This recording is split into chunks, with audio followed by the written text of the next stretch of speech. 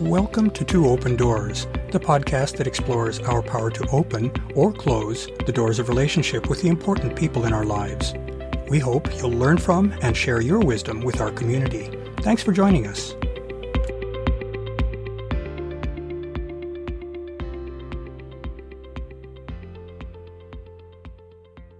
Human sexuality is a strong force which impacts both personal lives and the fabric of society in many ways. Not surprisingly, then, sex can stir up some very strong feelings in people.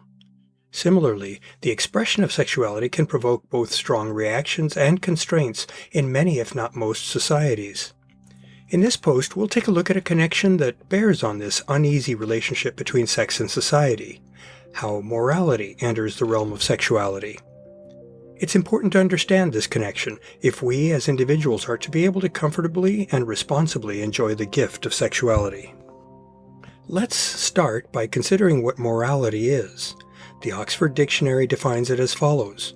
First, a particular system of values and principles of conduct, especially one held by a specified person or society. And second, the extent to which an action is right or wrong. As we see, this definition positions morality as a tool for evaluating the goodness or badness of our possible actions. It's about right and wrong.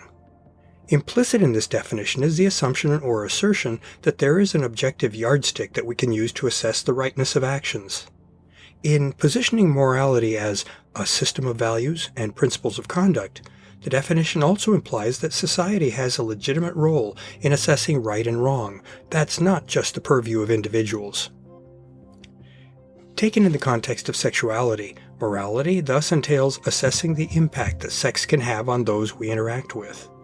Other than in self-pleasuring, our engagement in sexual acts can certainly affect those we interact with. In fact, considering how deeply sex can affect us, physically, mentally, and emotionally, it's clear that we need to consider that potential impact as we decide how and with whom to express our sexuality. Sex has many possible consequences. From my perspective, things get murkier when one thinks about who has the right to assess, or effectively pass judgment on, sexual acts. The more entities are involved in that assessment process, the more complicated things get.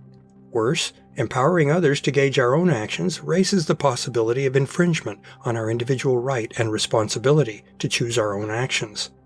That presents a slippery slope on which others' agendas can supersede our own. It's at least a yellow flag. Note that morality is different from the related but different concept of ethics. While both morality and ethics deal with assessing right and wrong in actions, ethics refers to externally developed and applied rules, while morality is centered on an individual's own internal assessment of possible actions. This distinction underscores that both individuals and society weigh in on assignments of right and wrong. Why should we even trouble ourselves to think about the morality of our sexual expressions?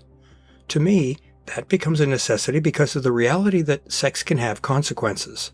Certainly one should consider possible physical impact, such as pregnancy or the transmission of STIs. Beyond that, though, sex can have a large mental and/or emotional impact on our partners. In opening ourselves to share sexual experiences, we make ourselves vulnerable. As examples, breaches of trust can destroy our sense of safety with a partner, and thoughtless rejection or invalidation by a partner can devastate our sense of self-worth and our ability to confidently reach out to connect with others. It seems that fairness, kindness, and consideration for our sexual partners are necessary elements in any intimate interaction.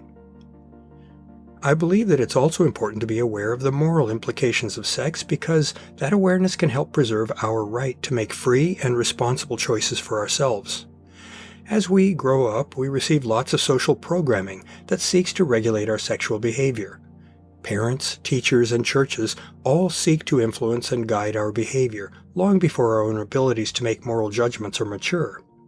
As a consequence, we may find that our adult life is strongly shaped by what others have decided is right, rather than by our own assessment of what goals, beliefs, and behaviors best suit us. While it may be easier to live according to the dictates of that internalized autopilot, doing so reduces our range of choice, and it can lead to deep-seated internal conflict and unhappiness. I see personal choice and personal responsibility as flip sides of the same coin. For that reason, I'm a committed advocate for striving for self-awareness and self-understanding. Without that, we can't make informed life choices for ourselves. We can't know what goals to pursue, or what sorts of relationships suit us, or what things bring meaning to our lives. Without knowing ourselves, we remain dormant and underdeveloped. Externally promoted sexual ethics can easily overshadow our own sense of sexual morality, perhaps without even our consciously being aware of potential conflicts between those two sources of guidance for our actions and choices. In my relationship and intimacy coaching work, I promote what I call rechoicing, in which I help a client better understand themselves so that they can make better informed choices about how to find and nurture their intimate connections. In my experience, many people don't seem to realize that some of the programming that they absorbed in youth may not suit them, and may even be hurting them. I see it as a very hopeful and liberating thing that, as adults, those clients can make better choices, effectively altering their own programming for their own betterment. None of us are slaves to our past. We are who we are because of our past, but that does not determine the future-shaping decisions that we can make in the present moment. We all truly have the power to choose a better future for ourselves. The choices we make in life can deeply affect the happiness and satisfaction that we find in our lives. Our relationships are especially significant sources of potential personal satisfaction, so it's crucially important that we do the work to understand ourselves and learn how relationships work. Supporting that effort is the main mission of my Two Open Doors work. As one facet of that work, I hope that this podcast can serve as a source of insight, encouragement, and mental stimulus for my audience. Coaching is, of course, only one possible vehicle for supporting personal growth.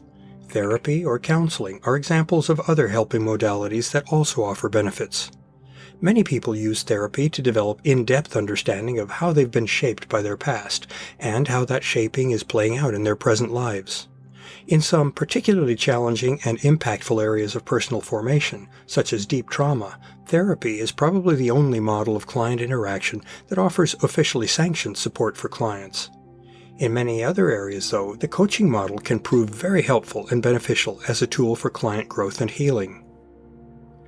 In life coaching, as in therapy, the client holds both the power and the responsibility for their own advancement. Only the client can make the decisions and take the actions that are necessary to promote their growth. However, informed, well-trained, and caring coaches can provide invaluable support to a client by providing resources, relevant knowledge, encouragement, and accountability. As individuals with full and busy lives, we all can benefit from having a capable partner in working toward achieving a richer and more meaningful life. We don't have to try to go it alone. In fact, most people are likely to have limited success without some form of support.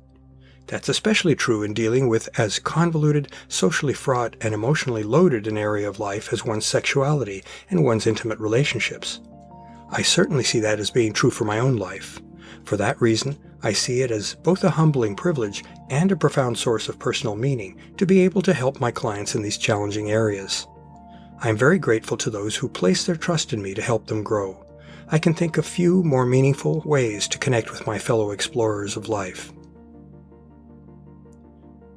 To learn more about Two Open Doors and to engage with our community, I'd like to invite you to visit the Two Open Doors private Facebook group for posts and discussion, and the Two Open Doors meetup group for events. I also invite you to contact me directly by writing to me at Claude, C-L-A-U-D-E, at twoopendoors.com. I'd love to hear from you, and I'll use your inputs to guide my work on future blog posts and podcast episodes. Thanks for visiting Two Open Doors.